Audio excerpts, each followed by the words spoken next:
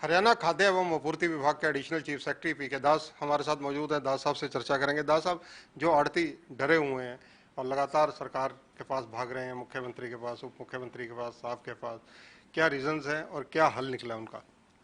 आड़तियों का डरने का कोई ठोस कारण नहीं है। कुछ चीज़ों के ऊपर वो क्लैरिफिकेशन चाहते हैं, कुछ पुराने पेमेंट सही समय पर हो जाए, आगे की पेमेंट सही समय पर हो जाए, उसके बारे में वो आश्वासन चाहते हैं, जो आश्वासन उनको दे दी गई है। और एक बड़ी बात ये कही गई है कि पिछले 2 फसल और आगे के फसल में जो पैमाना पेमेंट का हमने लगाया है कि इतने दिन के अंदर अंदर पेमेंट होगा, अगर वो पेमेंट नहीं होता है तो सरकार की तरफ से वादा किया गया है कि उनको ब्याज मिलेगा। ऐसे ही सरकार ने यह भी कहा है कि जहां आड़ती के जरिए किसान की पेमेंट हो रहा है और आड़ती ने किसान को पेमेंट करने की जो पैमाना है यानी 3 दिन के अंदर अंदर अगर वो नहीं कर पाता है तो उससे भी ब्याज लिया जाएगा जो किसान को मिलेगा। रजिस्ट्रेशन की जो प्रक्रिया है वो क्या रखी गई है?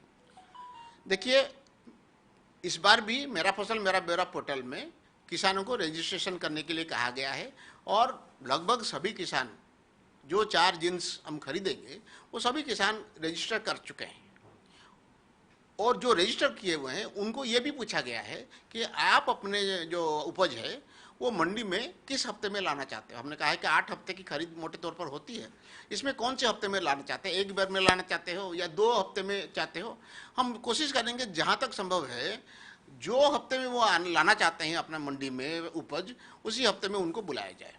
दास साहब, जो मंडी से मिल तक की व्यवस्था रहेगी ट्रांसपोर्टेशन की, उसके लिए क्या कदम उठाए जा रहे हैं? आपको याद होगा पिछले साल जब फिजिकल वेरिफिकेशन मिल में हुआ तो बड़े पैमाने पर सरकार को समालोचना का सामना करना पड़ा कि शायद सरकार ने खरीद को सही तरीके से नहीं किया है। इसको ध्यान में रखते हुए एक अहम नीतिगत फैसला सरकार ने लिया कि मंडी में धान खरीद के बाद उसको मिल में पहुंचाने की जिम्मेदारी सरकार की जो एजेंसी है वो खुद लेंगे, अपने ट्रांसपोर्टर के जरिए उसको पहुंचाएंगे। हालांकि इस बारे में आड़तियों की तरफ से भी और मिलर की तरफ से भी कुछ आशंका जताई गई है, लेकिन सरकार की तरफ से उनको आश्वस्त किया गया है कि हम ट्रांसपोर्ट के सही बंदोबस्त करेंगे ताकि ना तो मंडी में कोई देरी होगी ना वहाँ मिल में भी पहुँचने में देरी होगी।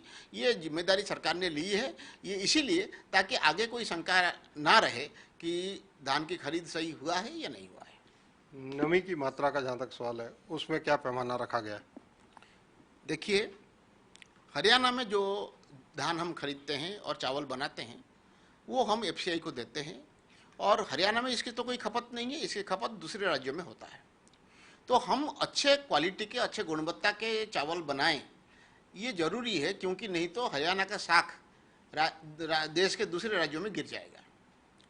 जो पैमाना एफसीआई का है, भारत सरकार का है धान खरीदने का, उसमें यह पैमाना है कि नमी 17% का होनी चाहिए। तो इस बार जब हम खरीद करेंगे, हम किसान भाइयों से और आड़तियों से अनुरोध करते हैं कि 17% का ही नमी के धान मंडी में बेचने के लिए लाया जाए। अगर कोई ढेर ऐसा होगा जो 17% से ज़्यादा है, फिर वहाँ हम आड़ती और किसान को ये मौका देंगे कि उसको वो सुखा के फिर वो ढेर हमें ऑफर करें, फिर हम खरीदेंगे। दास साहब, जिस प्रकार पिछली बार हुआ था धान के मामले में 90 करोड़ तक घोटाला पहुंच गया था, बाद में आपके डिपार्टमेंट को रिकवरी करनी पड़ी थी, काफ़ी उसमें धीरे धीरे रिकवरी हुई थी। इस बार ऐसी अनियमितताएं, ऐसे घपले ना हो, इसके लिए क्या व्यवस्था है? कई सारी व्यवस्थाएं की गई हैं। उसमें मुख्य व्यवस्था ये है कि मंडी से वहाँ तक पहुँचाएंगे हम, मिल तक हम पहुँचाएंगे। दूसरा है हम रजिस्टर्ड फार्मर से ही जीरी खरीदेंगे। तीसरा है उसी दिन फार्मर अपने धान बेचने के लिए आएगा जिस दिन हम उसको बुलाएंगे। ऐसे कई तरीके से हम इसको नियंत्रित करेंगे कि कोई बिना खरीद के खरीद दिखा दिया जाए, ये ऐसा ना हो पाए। दादा साहब, एक चीज़ और है, फूड सप्लाई डिपार्टमेंट से जुड़े हुए इंस्पेक्टर या और अधिकारी जो डिस्ट्रिक्ट में काम करते हैं, इनकी शिकायतें जिनकी पहले आ चुकी हैं, क्या वो उन्हीं के क्षेत्रों में काम करेंगे या उन्हें आसपास दाएं बाएं बदला जा सकता है? देखिए, मंडी की जिम्मेदारी इंस्पेक्टर सब इंस्पेक्टर को दी जाती है।